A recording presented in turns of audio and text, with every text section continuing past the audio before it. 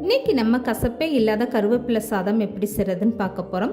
கருவேப்பிலைனாலே கசக்குதுன்னு சில பேர் ஒதுக்கி வச்சுட்டு தான் சாப்பிடுவாங்க. சின்னவங்கலேருந்து பெரியவங்க வர நம்ம செய்யக்கூடிய குழம்பு பொரியலில் கருவேப்பிலை வந்தால் அதை எடுத்து வச்சுட்டு தான் சாப்பிடுவாங்க. ஆனால் இந்த மாதிரி நீங்கள் வெரைட்டி ரைஸாக செஞ்சு கொடுக்கும்போது அதை வேணானே சொல்ல மாட்டாங்க. அவ்வளோ ஒரு அருமையான டேஸ்ட்டாக இருக்கும். ஹலோ ஃப்ரெண்ட்ஸ், வெல்கம் டு சமையல் டிலைட்.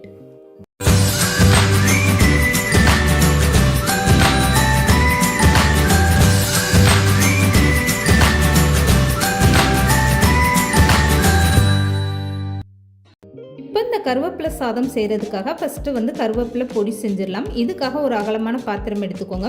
இதில் 1 ஸ்பூன் அளவுக்கு உளுந்தம்பருப்பும் 1 ஸ்பூன் அளவுக்கு கடலைப்பருப்பும் சேர்த்துக்கோங்க. இப்போ இது ரெண்டுமே சேர்ந்து நல்லா செவந்து வர வரைக்கும் இந்த மாதிரி நல்லா வறுத்து விட்டுருங்க. இப்போ இந்த கடலைப்பருப்பும் உளுந்தம்பருப்பும் ரொம்ப கலர் மாறிடக்கூடாது. லேசாக நல்லா செவந்து வர வரைக்கும் இந்த மாதிரி வறுத்து விட்டுருங்க.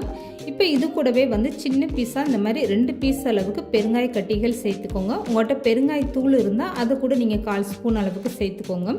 இப்போ இது எல்லாமே சேர்த்துட்டு நல்லா வறுத்து விட்டுருங்க. இப்போ கடலைப்பருப்பு உளுந்தம்பருப்பெல்லாம் சேர்ந்து நல்லா ஓரளவுக்கு செவந்து வர ஆரம்பிச்சிருச்சு. இந்த நேரத்தில் காஞ்ச மிளகாய் இந்த மாதிரி காம்பு கிள்ளிட்டு இதில் ஒரு 3லேருந்து 4 மிளகாய் சேர்த்துக்கோங்க. காரம் எந்த அளவுக்கு உங்களுக்கு வேணுமோ அதுக்கேற்ற அளவுக்கு நீங்கள் மிளகாயோட அளவை கூடுதலாகவோ குறைச்சோ சேர்த்துக்கோங்க. இப்போ பருப்போடைய கலர் ரொம்ப சேஞ்ச் ஆகிடக்கூடாது. இந்த மாதிரி நல்லா லேசாக செவந்து வரணும். பருப்போட கலர் மாறிடுச்சுன்னா இப்போ நம்ம செய்யக்கூடிய கருவேப்பிலை சாதத்தோடைய கலரும் மாறிடும். அந்த கருவேப்பிலை கலரில் உங்களுக்கு வராது. அதனால் பருப்பு மட்டும் இந்த மாதிரி ஒரு பக்குவத்தில் நீங்கள் வறுத்து எடுத்துக்கோங்க. இப்போ இந்த பருப்பு லேசாக நல்லா செவந்து வர ஆரம்பிச்சிருச்சு. இந்த ஸ்டேஜில் ஒரு தட்டில் கொட்டி அப்படியே ஆற வச்சுருங்க. இப்போ அதே பாத்திரத்தில் ஒரு கைப்பிடி அளவுக்கு கருவேப்பிலை எடுத்து அதை நல்லா கழுவிட்டு தண்ணி இல்லாமல் நல்லா வடித்து எடுத்துக்கோங்க. அந்த கருவேப்பிலையை அப்படியே இந்த பாத்திரத்தில் சேர்த்துட்டு வறுத்து எடுத்துக்கோங்க. கையில் தொட்டு பார்த்தீங்கன்னா ஈரம் லேசாக தான் இருக்குது. இந்த மாதிரி இருந்தால் போதும். இந்த கருவேப்பிலையை வறுத்து எடுக்கும்போது நீங்கள் எண்ணெய் எதுவுமே சேர்க்க வேண்டாம். அப்படியே சேர்த்துட்டு இந்த மாதிரி வறுத்து எடுத்துக்கோங்க.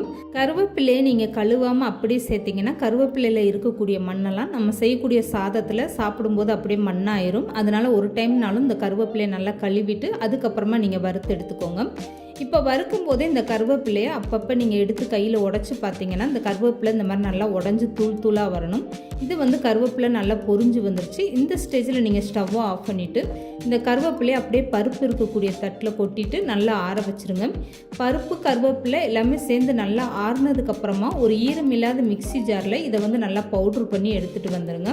இந்த கருவேப்பிலை பொடி அரைக்கும் போது அப்பப்போ மிக்சியை ஆஃப் பண்ணிவிட்டு நீங்கள் போட்டு அரைச்சி எடுத்துக்கோங்க. இப்போ இந்த கருவேப்பிலை சாதம் செய்கிறதுக்காக நான் ஏற்கனவே சாதம் எடுத்து ஆற வச்சுருக்கேன். 3 கப் அளவுக்கு சாதம் எடுத்து ஆற வச்சுருக்கேன். இந்த சாதம் சூடோடு இருக்கும்போது நீங்கள் கலந்து கொடுத்தீங்கன்னா சாதம்லாம் ஒன்றும் பாதியமாக உடஞ்சிட்டு உங்களுக்கு உதிரி உதிரியாக சாதம் வராது. அதனால் ஃபஸ்ட்டு சூடான சாதத்தை எடுத்து இந்த மாதிரி நல்லா ஆற வச்சுருங்க.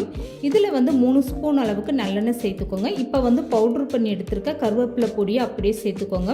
இப்போ இந்த கருவேப்பிலை பொடி பார்த்தீங்கன்னா 3 கப்பு சாதத்துக்கு அப்படியே நான் வறுத்தெடுத்து எல்லா பொடியுமே சேர்த்துருக்கேன். இது எனக்கு கரெக்டான அளவாக இருந்துச்சு. இதுக்கு மேலே நீங்கள் எக்ஸ்ட்ரா பொடி செய்யணும்னா கூட மற்ற பொருட்கள்லாம் சேர்த்துட்டு இந்த மாதிரி நீங்கள் பொடியாக செஞ்சு வச்சுக்கோங்க. இதை நீங்கள் இட்லிக்கு கூட இட்லி பொடி மாதிரி பயன்படுத்தலாம். ரொம்பவே அருமையான டேஸ்ட்டாக இருக்கும். அதிக அளவில் இந்த பொடி செஞ்சு வச்சிங்கன்னா எப்போ கருவேப்பிலை சாதம் செய்யணுமோ அந்த மாதிரி டயத்தில் நீங்கள் பொடியை பயன்படுத்தி கருவேப்பிலை சாதம் செஞ்சுக்கலாம். இப்போ கருவேப்பிலை பொடியை போட்டு சாதத்தோடு நல்லா கலந்து கொடுத்ததுக்கப்புறம் சாதத்துக்கு தேவையான அளவு உப்பும் போட்டு ஒரு டைம் நல்லா கலந்து கொடுத்துருங்க.